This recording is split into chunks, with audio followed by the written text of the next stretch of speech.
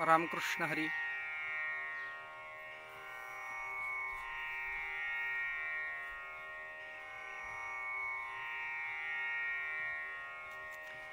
पुंडलिक वरदे हरि विठ्ठल श्री ज्ञानदेव तुकाराम पंढरीनाथ भगवान की जय।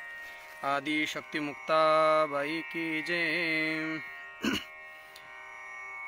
हरे राम राम राम हरे हरे, हरे कृष्ण कृष्ण कृष्ण हरे हरे, हरे राम राम राम हरे हरे, हरे कृष्ण कृष्ण कृष्ण हरे हरे, हरे राम राम राम हरे हरे, हरे कृष्ण कृष्ण कृष्ण हरे हरे, हरे राम राम राम हरे हरे, हरे कृष्ण कृष्ण कृष्ण हरे हरे, हरे राम राम राम हरे हरे, हरे कृष्ण कृष्ण कृष्ण हरे हरे, हरे राम राम राम हरे हरे, हरे कृष्ण कृष्ण कृष्ण हरे हरे।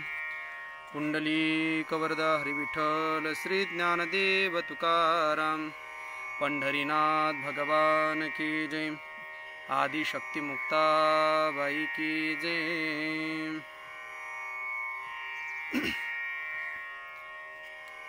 मुक्ता मुक्त दोन्ही नायकतो करणी, हरिनाम पर्वणी सर्व काळ। नाही काळ येथे आम्हा मुक्त कैची, हरिनाम छंदाची गोडी थोरी। नाना विघ्न बांधा नायको आम्ही कदा, निरंतर धंदा रामकृष्ण। मुक्तपणे मुक्त मुक्ताईपै रत, हरिनाम स्मरत सर्व काळ। मुक्ताबाई नमो त्रिभुवन पावनी, आद्यत्रय जननी देवाची। प्रस्तुत फेसबुक लाईव्ह प्रवचन सेवेकरता निवडलेला जो काही अभंग आपल्या पुढे म्हणून दाखवलेला आहे, तो श्री संत आदिशक्ती मुक्ताई यांच्या हरिपाठातील 10व्या क्रमांकाचा अभंग आहे। हरिपाठातील अभंग म्हटल्यानंतर श्री संत आदिशक्ती मुक्ताईंचा हरिपाठ सर्वांना ज्ञात असलेला ज्ञानोबारायांचा हरिपाठ, तुकोबारायांचा हरिपाठ, नाथ महाराजांचा हरिपाठ, मुक्ताईंचा हरिपाठ तसा एवढा प्रचलित नाही। तो सहसा करून बाहेर घेतल्या सुद्धा जात नसेल किंवा कुठं घेतल्याही जात असेल। आईसाहेबांचा हरिपाठ, आईसाहेबांचं वाङ्मय हे खूप अगम्य अशा प्रकारचं आहे। श्री संत आदिशक्ती मुक्ताबाई ह्या अधिकारी आणि अधिकारिणी अशा प्रकारच्या एक स्त्री स्वरूपामध्ये परब्रह्म स्वरूप आहे। परब्रह्म स्वरूप श्री संत आदिशक्ती मुक्ताईंना संबोधलं गेलं। संतांनी खूप अनेक शब्दांनी त्यांना विशेषण दिलेत, त्यांचं नाव वेगवेगळ्या प्रकारे त्यांना संबोधलं गेलं, अनेक अशा प्रकारची नावं दिलीत। चौघ भावंडापैकी लहानशी असणारी श्री संत आदिशक्ती मुक्ताबाई पण अधिकार संपन्न असल्यामुळे त्यांना संतांनी अनेक भाषेतून त्यांना उच्चारलं गेलं। ज्ञानदीप्ती कला, आदिमाया, ब्रह्मणी कला, मूळ माया अशा भक्तियुक्त अंतःकरणाने आणि दृढ निष्ठेने मुक्ताईला स्तुतिसुमने वाहिल्या जातात। श्री संत आदिशक्ती मुक्ताई देवस्थान श्री क्षेत्र मेहुण तापितीय येथील वैकुंठवासी गुरुवर्य श्री बाबुरावजी महाराज मेहुणकर ज्यांनी मुक्ताईला समर्पित करून दासमुक्ता असं विशेषण स्वतःचा लावलेलं आहे। आईसाहेबांना त्यांनी समर्पित केलेलं आहे। त्यांनी श्री संत आदिशक्ती मुक्ताईंचं चरित्र वर्णन केलं चरित्र लिखाण केलेलं आहे, ग्रंथ स्वरूप आपल्या समोर तयार आहे. त्या ग्रंथामध्ये आईसाहेबांचं वर्णन करीत असताना म्हणजेच मुक्ताईचं वर्णन करीत असताना अनेक विशेषण आणि त्या परब्रह्म स्वरूप कशात याची अनुभूती, त्या मूळ मायेचं वर्णन, हे सगळंच्या सगळं अनेक प्राचीन संस्कृत ग्रंथांमधून त्याचे दाखले देऊन, त्याचे पुरावे देऊन, त्याचे प्रमाण देऊन सांगितलेले आहेत. अनेक जसं ज्ञानोबा आहेत हे महाविष्णूंचाच अवतार आहेत, निवृत्तीनाथ महाराज शिवांचाच अवतार आहेत, सोपान काका ब्रह्मदेवांचे अवतार आहेत. तसं मुक्ताबाई ह्या आदिशक्ती आणि मूळ माया म्हणून त्यांना संबोधलं गेलं. मूळ माया म्हणून त्यांना संबोधलं गेलं. पण मूळ माया जी काही आहे त्या मूळ मायेचं वर्णन प्राचीन संस्कृत ग्रंथांमध्ये भरपूर वर्णन आलेलं आहे. मूळ माया कोणाला म्हणतात, मूळ माया कोण, तर अनेक ग्रंथ आहेत. देवर्थ अथर्व शीर्ष आहे, देवी भागवत आहे, भावनोपनिषद आहे, त्रिपुरा तापिनी आहे. अनेक आदी करून ग्रंथामध्ये त्यांचं वर्णन आलेलं आहे. त्याचे पुरावे सर्व मेहुणकरांनी म्हणजे बाबूराव महाराज मेहुणकरांनी त्यांनी लिहिलेल्या मुक्ताई चरित्र ग्रंथामध्ये सगळेच्या सगळे पुरावे दिलेले आहेत. मूळ मायेचं वर्णन आलेलं आहे. परास्य शक्तिर्विविधैव श्रूयते ययामिदं जगत प्रसूयते, जिच्यापासनं जगत प्रसवलेलं आहे ती परामाया. परामायेचा अवतार सांगितलेला आहे. आता पर म्हणजे काय, चांगदेव महाराजांचा एक, योगीराज चांगदेव महाराजांचा एक अभंग आई साहेबांच्या बाबतीत, दाखविला परात पर. परात पर जे परब्रह्म स्वरूप आहे, जे ब्रह्म आहे, निखळ आहे, ते ब्रह्म म्हणजेच मुक्ताई आहेत. कित्येक ठिकाणी मध्ये त्यांचं वर्णन आलेलं आहे. आपण म्हणतो स्वरूपानं मुक्ताई लहान आहेत, परब्रह्म स्वरूपानं ज्ञानोबा आहेत. नमामि सद्गुरुं शांतम सच्चिदानंद विग्रहम पूर्णब्रह्म परानंदम मेषमालंदी वल्लभम, त्यांचं वर्णन आपण करतोय. तसंच जसं ज्ञानोबा ब्रह्म आहेत, तसेच निवृत्तीनाथ महाराज सुद्धा ब्रह्मच आहेत, सोपान काका सुद्धा ब्रह्मच आहेत, आणि श्रीसंत आदिशक्ती मुक्ताई सुद्धा ब्रह्मच आहेत. फक्त स्वरूपानं ते आपल्याला भिन्न दिसत आहेत, वेगवेगळे दिसत आहेत, पण आहे सगळं एक ब्रह्मच. जसं एक उदाहरण दिलं जातं, लोहित उष्ण प्रकाशात्मकम दीप. दीप आहे, दीप. दीपाला जर आपण प्रज्वलित केलं तर त्यापासून आपल्याला प्रकाश मिळतो. दीपाला प्रज्वलित केलं तर त्यापासून आपल्याला प्रकाश मिळतो. त्याला स्पर्श जर झाला, कळत न कळत स्पर्श जर आपला झाला तर त्याचा आपल्याला चटका लागतो, म्हणजे त्यामध्ये उष्णता आहे, दाहकता आहे. आणि दीपाचा रंग हा लाल आहे. दीपाचा रंग लाल आहे. हात लावला तर उष्णता आहे, आणि प्रज्वलित केल्यानंतर प्रकाश हा त्यापासून मिळतो. मग कोणी असं म्हणेल का की जो दीपाचा जो प्रकाशाचा जो अग्नी आहे तो वेगळा आहे, दाहकतेचा म्हणजे उष्णतेचा अग्नी वेगळा आहे, किंवा रंगाचा अग्नी वेगळा आहे? हो, रंग लाल आहे, शब्द स्वतंत्र निर्माण झाला, उष्णता शब्द निर्माण झाला, प्रकाश शब्द निर्माण झाला. मग दाहकता म्हणजे उष्णता, प्रकाश आणि रंग लाल, हे तिन्ही शब्द ज्या दीपाला संबोधल्या जातात, दीप हा एकच आहे, पण ते तिन्ही शब्द त्या दीपाला संबोधले जातात. तशा प्रकारचं सत तेच ब्रह्म आहे, चित तेच ब्रह्म आहे, आणि आनंद तेच ब्रह्म आहे. मिळून होतं सच्चिदानंद परब्रह्म स्वरूप आहे.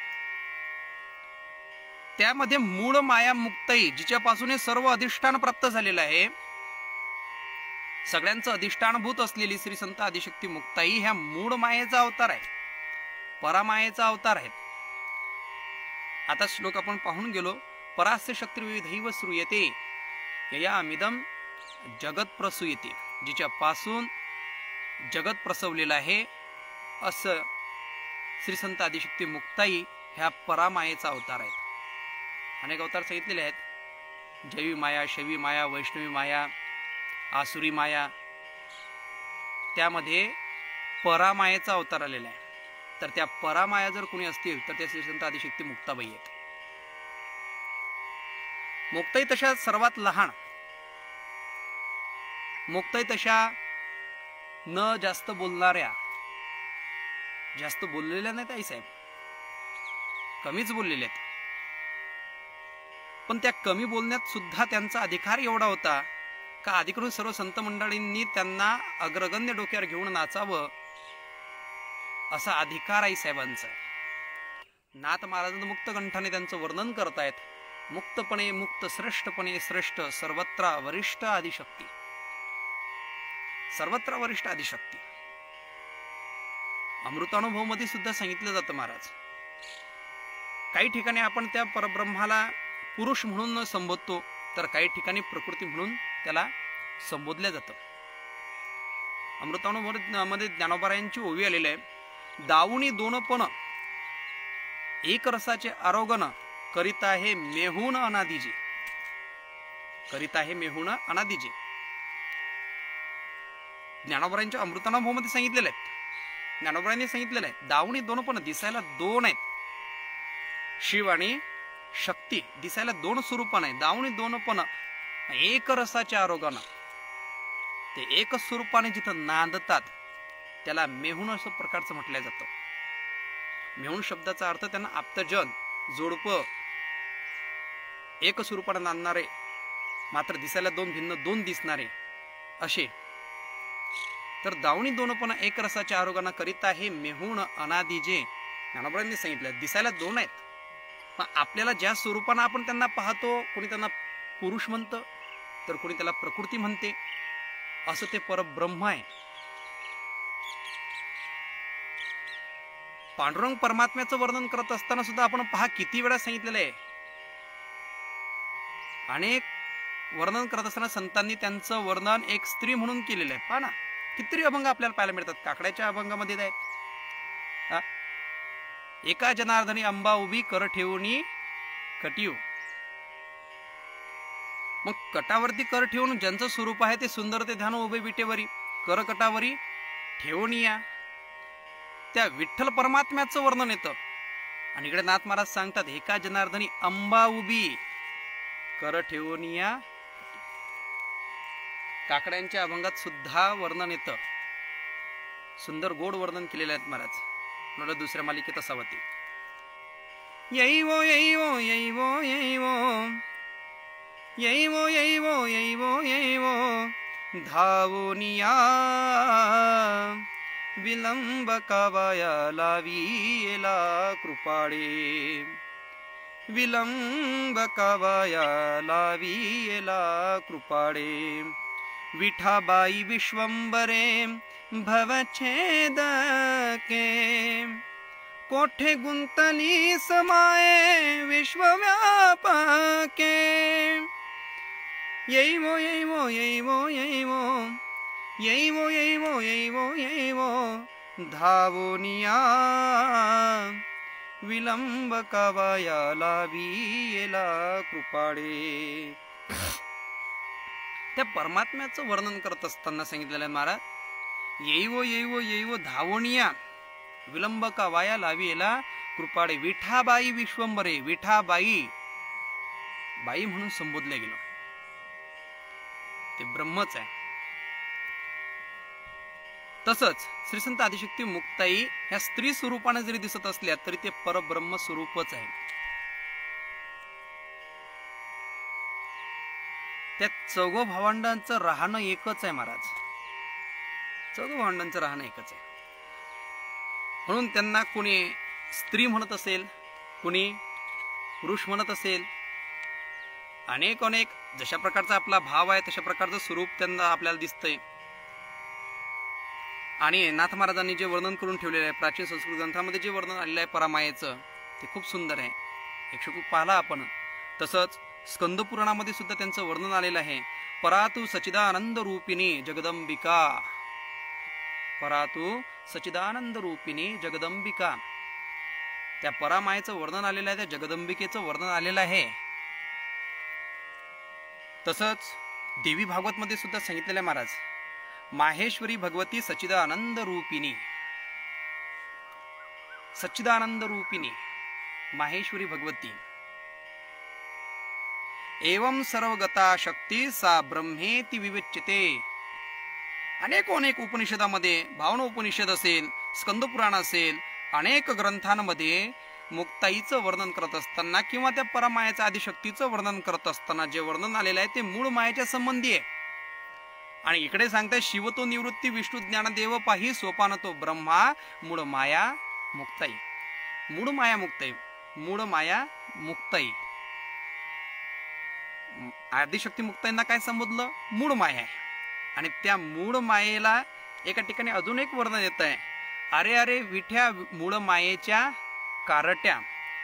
कारट म्हणजे लेकरू, मूळ मायेचं कारट म्हणजे ती मूळ माया कोण? आता इथे पहिल्या आपण जे प्रमाण म्हणून दाखवलं त्यामध्ये हे मूळ माया मुक्ताई, आणि इथं मूळ मायेच्या कारट्या म्हणजे सरळ सरळ तिन्ही देवांचं जे अधिष्ठान आहे ती श्री संत आदिशक्ती मुक्ताबाई आहेत. म्हणून आद्यत्रय जननी देवाची मुक्ताबाई नमो त्रिभुवन पावनी. आद्यत्रय जननी देवाची त्या ठिकाणी काही ठिकाणी संदर्भ लावला जातो का त्या तीन देवांच्या आद्यत्रय सांगितलेलं आहे ना. आद्य म्हणजे अगोदर, तीन देवांची आई म्हणजे सरळ सरळ त्याचं देव म्हणून संबोधलं जातं, ज्ञानदेव, नामदेव आणि चांगदेव. जर या तीन देवांचीच आई जर म्हटल्या जात असेल तर त्या समकालीन असलेले जे काही संत मंडळी आहेत त्या सर्व संत मंडळी, त्या संत मंडळींना सुद्धा आई साहेबांनी उपदेशच केलेला आहे, त्या सुद्धा त्यांना आदर्शच ठरलेले आहेत, त्या सुद्धा त्यांना श्रेष्ठच ठरलेले आहेत. मग त्यांचा संदर्भ कसा लावाल? म्हणून ज्ञानदेव, चांगदेव आणि नामदेव हे तीन देवापुरतीच आद्यत्रय जननी नाहीये. ब्रह्मा विष्णू महेशांचं सुद्धा अधिष्ठान आदिशक्ती मुक्ताबाई आहेत. सर्वत्र वरिष्ठ म्हटल्यानंतर प्रश्नच निर्माण होत नाही.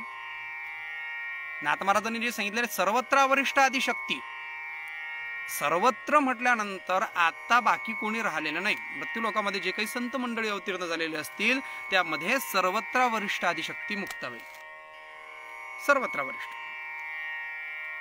या ग्रंथातून श्री दासमुक्त भगवंत द्वैताचार्य आमचे गुरुवर्य श्री वैकुंठवासी बाबुरावजी महाराज यांनी अनेक ग्रंथातून त्यांचे पुरावे दिलेले आहेत. तसं संत मंडळीने सुद्धा मुक्त कंठाने त्यांचं वर्णन करत असताना सांगितलेले आहेत, मुक्ताई तुमचं स्वरूप कसं आहे? नित्य मुक्त तुम्ही सर्व जीवावंद्य, आकार उकार मकार भेद मावळला. नित्य मुक्त आहात, नित्य मुक्त तुम्ही आहात. मुक्तपणे मुक्त तर सांगितलेलंच आहे.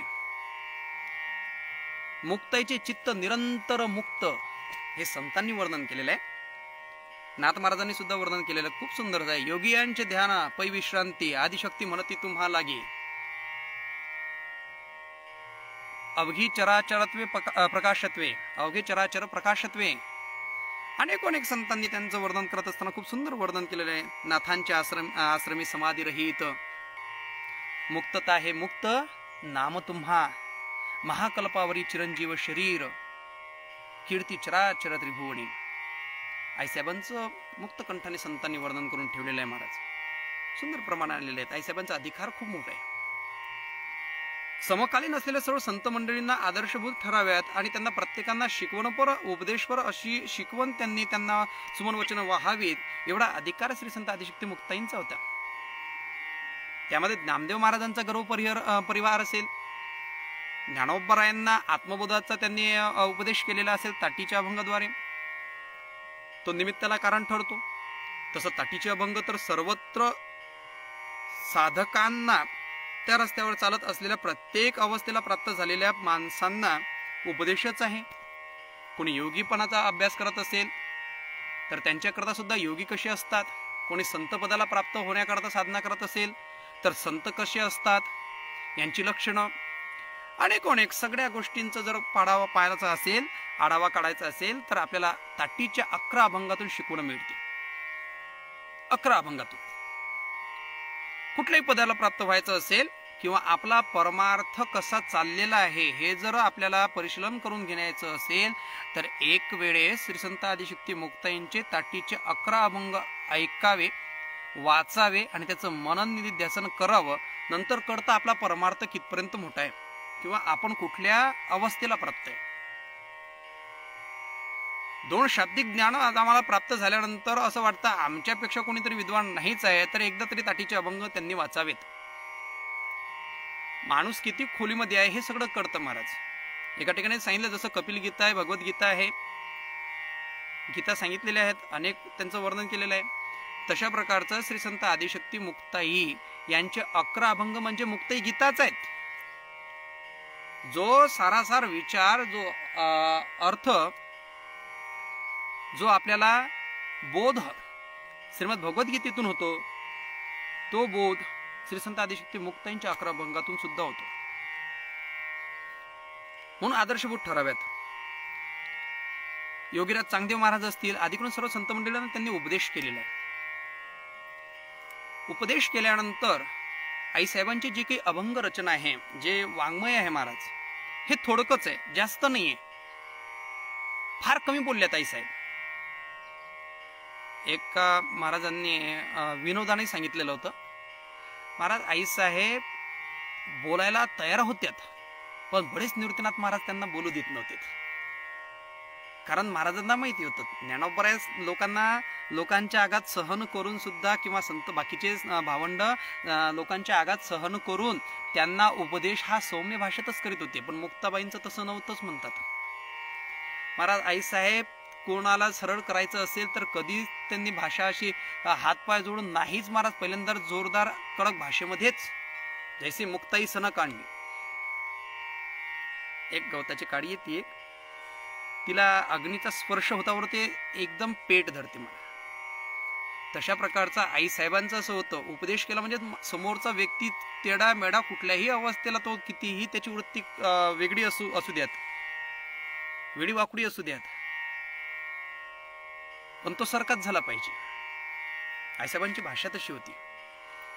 त्यांनी प्रसंग सांगितलेला होता विनोदाने, की एका ठिकाणी ज्यावेळेस ज्ञानोबराय आहे चौघो भावंड ज्यावेळेस शुद्धी पत्र घेण्याकरता त्या ब्राह्मण लोकांकडे गेलेत, त्यावेळेस ब्राह्मणांनी उपहास पद्धतीनं त्यांना विचारलं, का रे तुझं नाव काय? तर निवृत्तीनाथ महाराजांनी सांगितलं, या देहाला निवृत्ती अशा प्रकारचं म्हणतात. अरे निवृत्ती म्हणवतो आणि वृत्तीवरती येऊन या संसारामध्ये काय वावरतोय तू? तुझं नाव काय रे कारट्या? ज्ञानोबरायांनी सांगावं, या देहाला ज्ञानेश्वर असं नाव आहे. ज्ञानाचा ईश्वर. आणि अशा एवढ्या अडाणी सारख्या गोष्टी करतात, अनेक उपवास केलेत. आणि ज्यावेळेस मुक्ताबाईंवरती बोलल्या गेलं, ज्यावेळेस मुक्ताबाईला ए कारटे तुझं नाव काय, त्यावेळेस महाराज आईसाहेब बोलायला प्रवृत्त होताना निवृत्तीनाथ महाराजांनी हात धरला, बस आता इथंच थांबा, नाहीतर तुम्ही यांना सुद्धा सर्क करणार, आपल्याला अजून पुढे भरपूर कार्य करायचं आहे, थांबा. आईसाहेबांचा हात धरला म्हणतायत.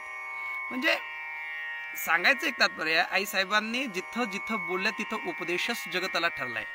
जिथे जिथं बोलल्यात, आता नामदेव महाराज असू द्यात, विसोबा खेचर असू द्यात, चांगदेव महाराज असू द्यात, योगीराज चांगदेव महाराज असू द्यात, निवृत्तीनाथ महाराज असू द्यात, आईसाहेबांनी त्यांना सुद्धा सांगितलेलं होतं, दादा तुम्ही बोलत असताना तुमचा प्रश्न जो काही आहे, तुमचा प्रश्न मला कळाला नाही का? तुम्ही म्हणताय तुम्ही केव्हा गमन आरंभिले, पण आम्ही आलोच नाही तर जाण्याचा प्रश्नच येत नाही. निवृत्तीनाथ महाराजांना सुद्धा त्यांनी समजून सांगितलेलं आहे. म्हणून आधीकडून समकालीन असलेल्या सर्व संत मंडळींना त्या उपदेशकच ठरल्यात एवढा अधिकार आईसाहेबांचा आहे. आणि त्या आईसाहेबांचं वाङ्मय हे थोडकंच आहे. आईसाहेबांचं वाङ्मय थोडक्यामध्ये, पण तेही थोडकं असलेलं वाङ्मय आईसाहेबांचं अर्थबोधपूर्ण असं आहे का महाराज का समुद्राला सुद्धा गवसनी घालावं, असं आईसाहेबांचा वाङ्मयातून अर्थबोध आहे. आणि आईसाहेबांचे जे वाङ्मय आहे हे टिपण्याचं कार्य म्हणजे जे लेखक आहेत ते ज्ञानोबरायांनी केलेलं आहे. ज्ञानोबरायांनी आईसाहेबांचं वाङ्मय लिहून काढलेलं आहे. त्यापैकीच अनेक अभंग असतील, ताटीचे अभंग असतील, काही पाळण्याचे अभंग असतील. योगीराज चांगदेव महाराजांना शिकवून देत असताना त्यांनी पाळणे म्हटलेले आहेत महाराज. खूप कूट प्रश्न असतील, कूट अभंग असतील. मुंगी उडाली आकाशी, तिने इगडिले सूर्याशी, थोर नवला वझाला वांजे पुत्र प्रसवला, अनेक असे अभंग आहेत. त्यापैकीच नामदेव महाराजांच्या ग्रंथामध्ये गाथ्यामध्ये श्रीसंत आदिशक्ती मुक्ताईंचा हरिपाठ हे पाहायला मिळतं। त्यापैकी मेहुण संस्थानावरती जे आपण परंपरेनुसार हरिपाठ त्यांचा रोजच्या दिवशी संध्या जे म्हटलं जातं ज्ञानोबांच्या हरिपाठानंतर मुक्ताईंचा हरिपाठ घेतला जातो। त्यामध्ये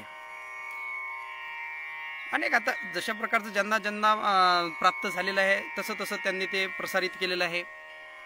तसं आम्ही परंपरेत घेत असताना मुक्ताईचा हरिपाठ घेत असताना पहिला जो अभंग आहे मुक्त लग चित्त मुक्त पै सर्वदा रामकृष्ण गोविंद वाचे नित्य, हा अभंग घेतला जातो।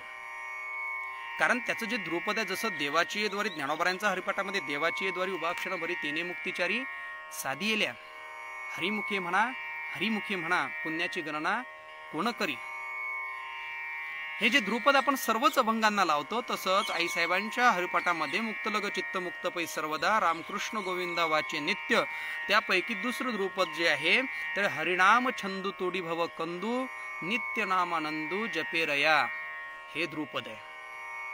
आणि हे ध्रुपद सर्वच अभंगांना लावल्या जातं म्हणून तो अभंग पहिला घेतला।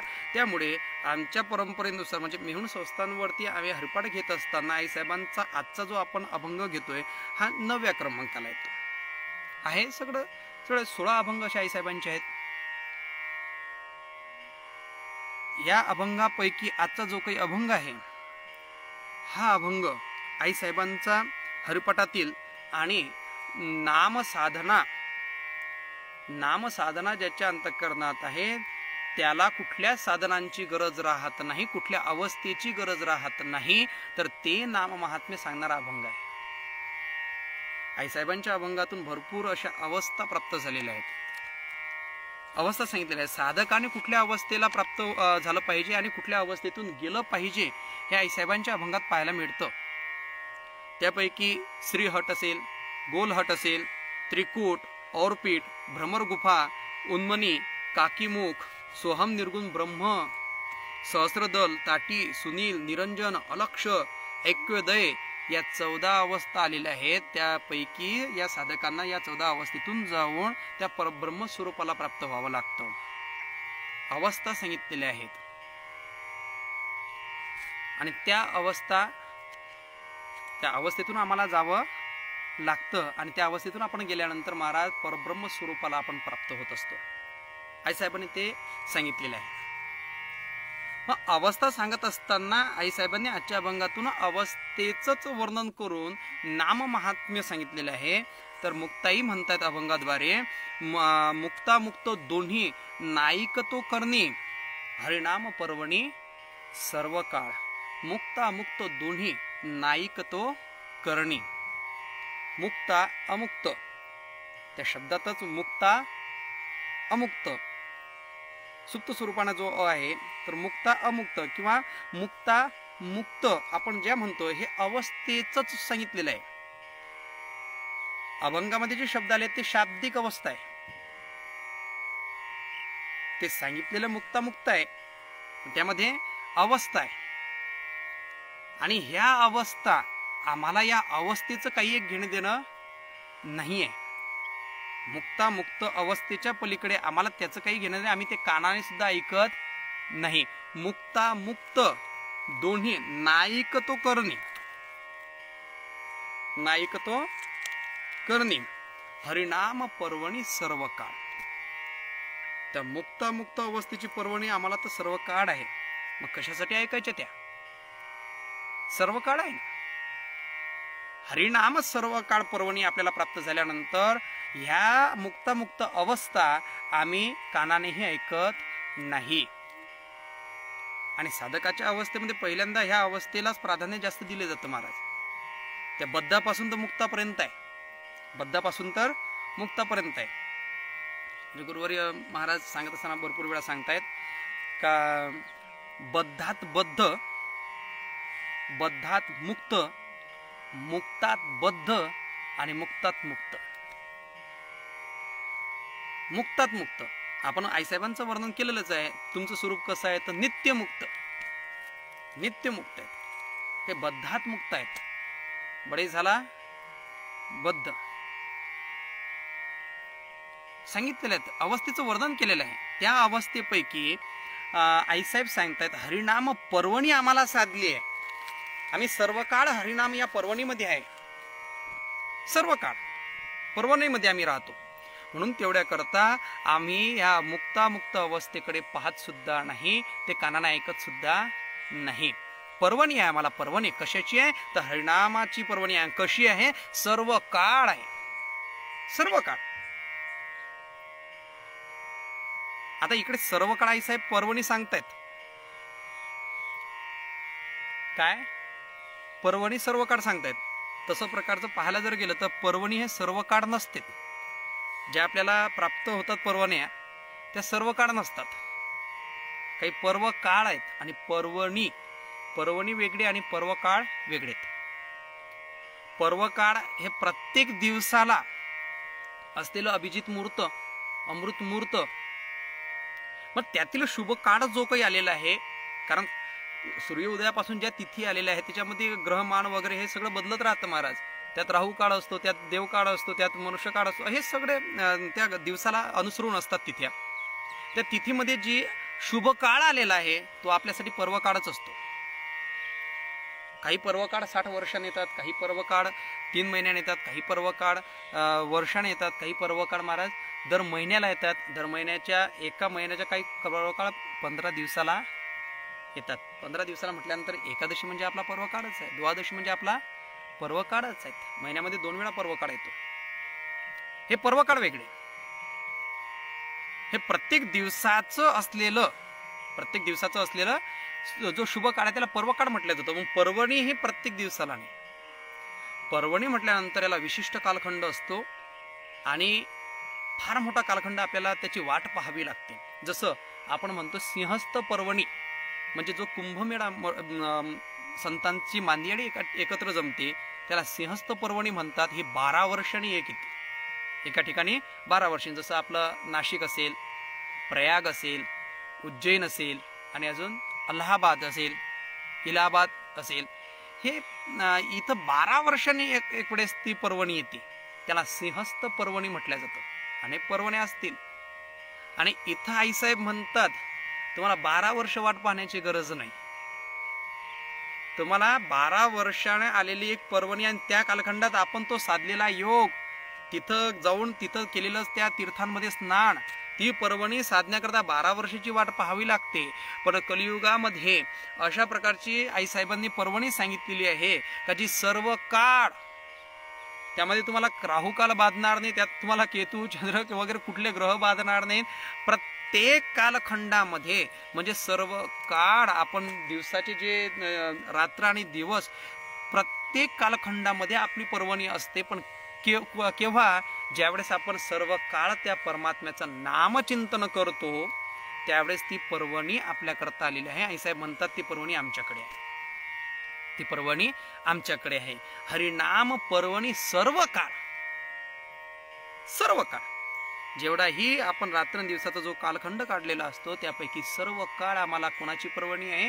हरिनामाची पर्वणी आहे. आणि हरिनामाच्या पर्वणीमध्ये मुक्त स्थितीमध्ये राहून सुद्धा मुक्त स्थितीचा अनुभूती घेऊन आनंद उपभोगत असताना आम्ही त्या गोष्टीकडे पाहत सुद्धा नाही. त्या गोष्टी सहजतेने आमच्या जवळ असतात, आम्ही पाहत सुद्धा नाही. म्हणून मुक्तामुक्त दोन्ही नाईकतो करणी हरिनाम पर्वणी सर्व काळ.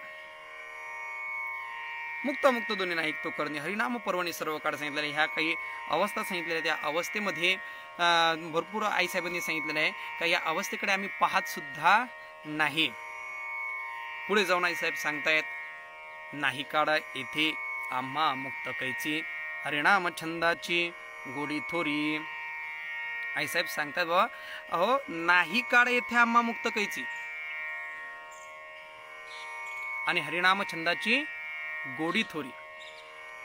नाही काळ येते आम्हा मुक्त कैची. आणि मुक्त बद्ध ह्या गोष्टीमध्ये आम्ही अटकतच नाही, कारण आम्हाला बांधणाराच कोणी नाही तर बंधन असेल कुठलं. सर्व बंधनातून आम्ही मुक्त झालेलो आहोत. सर्व बंधनातून आम्ही मुक्त झालेलो आहोत.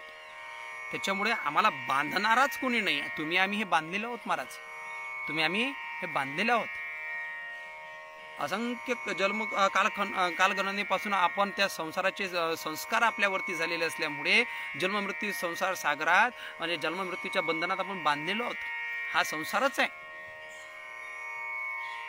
संसाराची दोरी आपल्याला बांधलेलीच गेलेली आहे. जोपर्यंत आपण ते संसाराची दोरी तोडून परमात्म्याच्या चरणारविंद प्रेम धरत नाही तोपर्यंत आपण बंधनातच आहोत. आईसाहेब सांगतात आम्हाला ते बंधनच नाही काळ येथे आम्हा मुक्ती गायची. का? कारण आम्ही हरिनाम छंदाची गोडी थोडी. आम्हाला जी गोडी लागलेली आहेत महाराज हे कुठलं कशाची आहे तर हरिनाम छंदाची आहे. भरपूर वर्णनाने संतांनी सांगितलेले आहेत हरिनामाचा छंद लागायला पाहिजे. छंद तुम्ही आम्ही परंपरेनुसार काही गोष्टी करत असा किंवा दिनांक आम्हाला मिळाल्यानंतर एखाद्या ठिकाणी आपल्याला कीर्तनाचा योग येतो त्यावेळेस आपण त्या परमात्म्याचं नामचिंतन करत असू गुणानुवर्णन करत असू.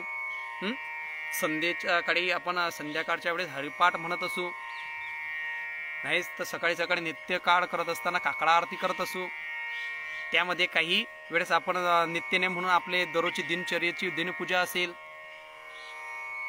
हे आपण एक परंपरेनुसार घेणं वेगळं. हे एक आपली परंपरेनुसार आपण नित्यनेम ठरवून घेतलेला आहे.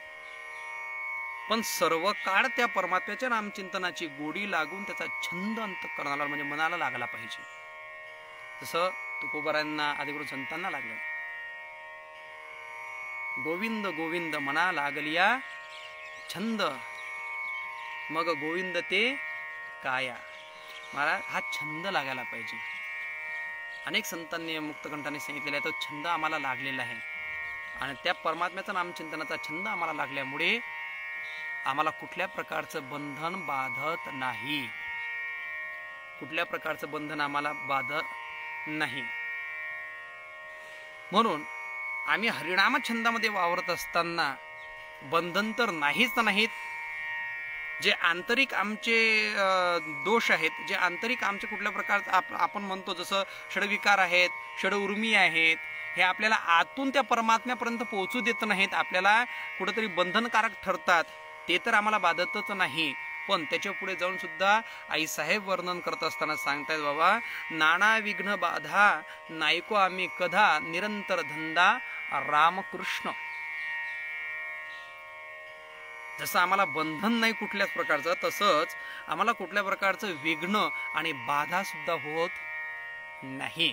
का तर निरंतर धंदांचा धंदा रामकृष्ण झालेला आहे नो. रामकृष्ण आमचा धंदा असल्यामुळे सदा सर्व काळ आम्ही त्या परमात्म्याचं नामचिंतन करत असल्यामुळे सगळे विघ्न कुठल्याही बाधा आम्हाला बाधत नाहीत. कुठली बाधा नाही. भरपूर वेळा आपण म्हणतो त्या परमात्म्याच्या नामचिंतने 12 वाटी पडती. काय सुरुवात नामाच्या चिंतने 12 वाटा पडती विघ्नी. नामाचं चिंतन असावं. नामाचं चिंतन असल्यानंतर आणि दृढ विश्वास जर त्या निष्ठेने जर त्या परमात्म्याचं नामचिंतन केलं तर आपल्याला कुठंच विघ्न येणार नाही. आलेलं विघ्न तो परमात्म्याला दूर करावं लागतं. त्या परमात्म्याला ते आपलं विघ्न दूर करावं लागतं आपलं. पण आपला निष्ठेने त्याच्यावरती विश्वास असला पाहिजे नामचिंतनावरती. सुंदर उदाहरण आहे महाराज. भक्त प्रल्हाद महाराजांची कथा आलेली आहे. भागवतामध्ये खूप विस्तीर्ण वर्णन केलेले आहे. त्यांना जन्मापासूनच त्यांचं त्या आईंच्या गर्भामध्ये असतानाच त्यांना परमात्म्याच्या नामचिंतनाचा छंद लागलेला होता. सतत त्यांचं चालू असायचं श्रीमन्नारायण नारायण नारायण भजमन नारायण नारायण नारायण श्रीमन्नारायण नारायण नारायण. त्या परमात्म्याचं नामचिंतन ते सतत करत असल्यामुळे परिणाम असा झाला. महाराजांनी खूप सुंदर प्रमाणे सांगितलेलं दिनरजनी हाची धंदा गोविंदाचे पवाडे. आपल्या आईसाहेबांनी सांगितलेलंच आहे निरंतर धंदा रामकृष्ण तर दिनरजनी हाची दंदा, गोविंदाचे पवाडे, अनेक अनेक असे आहेत. त्यामुळे आमचे 12 वाटा विघ्न, किती जेवढ्या वाटा असतील त्या वाट्यांनी विघ्न पळून जातात महाराज, आमच्या जवळ येत नाहीत. भक्त प्रल्हाद महाराजांचं आपण चरित्र पाहतोय. चरित्र पाहत असताना त्यांनी सांगितलं महाराज ते नामस्मरण सतत करीत होते, अव्याहत त्यांचं नामस्मरण चालू असायचं. आणि ते नामस्मरण चालू असताना महाराज त्यांचा दृढ विश्वास त्या परमात्म्याच्या नामचिंतनावरती. केव्हा केव्हा होतं असं, आपलं नामस्मरण चालू असतं, आपण नामस्मरण करतोय, पण त्याच्यावर दृढ विश्वास नसल्यामुळे आपलं संकट दूर होत नाही. अंतःकरणात भीती सुद्धा असते. राम राम तर म्हणतोय, पण भूत असेल का, एखादं विशिष्ट प्रकारचं कुठलं, आता ते नावच ठेवून दिलेले आहेत. चिंचेचं झाड दिसल्यानंतर आपण राम राम म्हणतो, तोपर्यंत आपला विश्वास नाहीये, पण वाटतं कुठंतरी का राम राम म्हटल्यानंतर ते येणार. पण तरी सुद्धा अंतःकरणात भीती असते. राम राम म्हणत असताना इकडे तिकडे नजर आपण देतोच, येत तर नाही ना, कुठून दिसणार तर नाही ना आपल्याला, ही भीती आहेच. म्हणजे समजून चला, पूर्णतः विश्वास नामचिंतनावरती नाही. अरे अंतःकरणात नामाचा वरती विश्वास, ठामपणे विश्वास असेल, दृढ विश्वास असेल, तर कुठूनही जावं, कुठलंही झाड असून, रात्र कितीही असो, महाराज भीती अंतःकरणात राहतच नाही. अंतःकरणात भीती निर्माण झाली म्हणजे समजून चालायचं थोडंफार आपल्याला विश्वास त्या परमात्म्यावरती नाही. किती संकट येऊ द्या ना, किती संकट येऊ द्या. एवढं मोठं संकट प्रल्हादावरती आलेलं होतं, भक्त प्रल्हादांवरती आलेलं होतं, तरी सुद्धा भक्त प्रल्हाद महाराजांनी नामावरची निष्ठा ढळू दिली नाही. त्यांना उकळत्या तेलात काय टाकलं असेल, त्यांना कडेवरून फेकून काय दिलेलं असेल, त्यांना हातीच्या पायी काय दिलेलं असेल, विषारी सर्पांमध्ये काय दिलेलं असेल, आईच्या हातून त्यांना विष दिलं काय असेल, पण प्रत्येक संकटातून त्यांना हे विचार केला नाही का एखाद्या वेळी आपल्याला याने काही होणार तर नाही, खरंच कडेवरून फेकल्यानंतर आपल्याला जर काही इजा झाली खाली तर, हे त्यांच्या अंतःकरणात भीतीमुळेच नव्हती. त्यांचा फक्त विश्वास एक होता, श्रीमन्नारायण नारायण नारायण, भजमन नारायण नारायण नारायण, श्रीमन्नारायण नारायण नारायण. त्यांचा दृढ विश्वास नामावरती होता, म्हणून तेवढ्या करता कुठलंच विघ्न बाधा त्यांना बाधल्या जात नाही. आईसाहेब तेच सांगतात, नाना विघ्न बाधा नाही को आम्ही कदा, ऐकतच नाही आम्ही कानाने त्या, कारण आम्हाला त्याचं काही एक घेणं देणं नाही. कारण आमचा धंदा झालेला आहे काय, निरंतर आमचा धंदा काय, त्या परमात्म्याचा रामकृष्ण हरी, निरंतर धंदा रामकृष्ण. रामकृष्ण नामाचा धंदा आमचा निरंतर असल्यामुळे आम्हाला कुठल्या प्रकारचं विघ्न, कुठल्या प्रकारची बाधा आम्हाला स्पर्श सुद्धा करू शकत नाही. म्हणून तेवढ्या करता आम्ही त्यापासून अजिबात घाबरत नाही, किंवा आम्हाला त्याचं कुठल्या प्रकारचं विघ्न बाधा हे बाधत नाही. आमचा रामकृष्ण हरी हा आमचा निरंतर धंदा झालेला आहे. शेवटी आई साहेब सांगतायत, मुक्तपणे मुक्त, मुक्तई पै रत, हरिनाम स्मरत सर्व काळ. शेवटच्या चरणात सांगत असताना आई साहेब बोलतायत, केवळ हरिनामाच्या स्मरणाने स्वयंमुक्ततेत असलेल्यांना सर्व काळ मुक्तीचाच अनुभव प्राप्त होतो, मुक्तीचाच अनुभूती त्यांना त्याच्यामध्ये असते. मुक्ताबाई सांगतायत, केवळ हरिनाम चिंतनामुळे. मुक्तपणे मुक्त, मुक्तई पै रत, हरिनाम स्मरत सर्व काळ. बोलत असताना साहेबांच्या बाबतीत किती ठिकाणी प्रमाण आलेले आहेत का मुक्ताबाई अव्याहत असं नामस्मरण त्यांच्या घडी घडी मुखोद्गत त्यांच्या मुखामध्ये असायचं. नारायण जपे सर्व काळ. आईसाहेब सतत नामचिंतन परमात्म्याचं असल्यामुळे नाम महात्म्य सांगत असताना अभंगाद्वारे सांगतायत, बाबा एवढं महत्व नाम महात्म्याचं आहे.